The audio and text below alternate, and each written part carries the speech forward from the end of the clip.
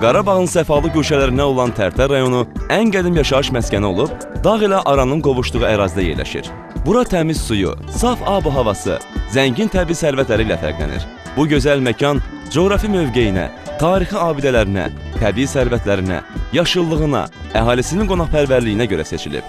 Son dərəcə gözəl və səfalı ərazidə yerləşən Tərtər barədə Aleksandr Duma deyir: "Yalnız Tərtəri görməyənlər İsveçrəni görməkləri ilə qürrələnə bilərlər."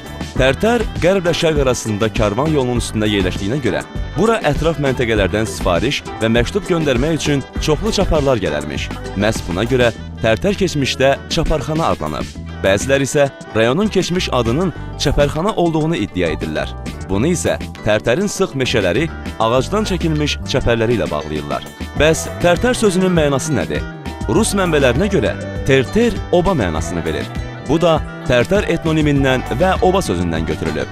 Türk şairi Mahmud Kaşgarlının Divan-ı Lüğət Türk əsərində isə Tərtər qumruya bənzər gözəl səslə oxuyan quş kimi verilib. Ərdəbil mənbələrində Tərtər etnik adı Sursur kimi yazılıb. Tarixdə qeyd olunur ki, Nadir Şahın əmri ilə Sərdar xan Sursur tayfasını Dərbənddə oturtmuş və onların Azərbaycanda qalan bir hissəsi özlərinə ərəb ləhcəsi ilə sor yox, Tərtər demişlər. 1920-ci ilin aprel ayında Cavanşir qəzası təşkil edilib. Həmin ildə Tərtər sahəsi yaradılıb və 1920-22-ci illərdə Cavanşir qəzasının tabeliyində olub. 1922-ci ildə onun adı dəyişdirilərək Cavanşir sahəsi adlandırılıb. Hazırki Tərtər rayonu 1930-cu ildə yaradılıb. Rayon Kür və Araz ovalığının qərb hissəsindədir. Səthi düzənlikdir. Ərazisindən Tərtər və İncə çayları, cənub sərhəddindən isə Xaçın çayı axır. 1940-cı ildə Mirbəşir Qasımovun vəfatından sonra onun xatirəsinə bədləşdirmək məqsədi ilə Tərtərin tarixi adı dəyişdirilərək Mirbəşir qoyulub. 1963-cü ildə rayon statusu ləğv edilərək ərazisi Bərdə rayonuna birləşdirilib. 1965-ci ildə isə rayon yenidən müstəqil olub.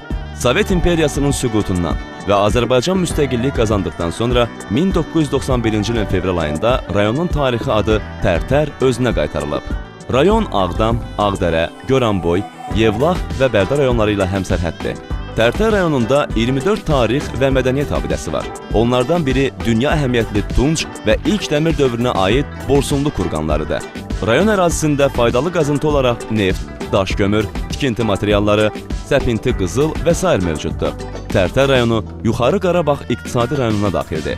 Rayonda 2 şəhər, 1 qəsəbə, 74 kənd var.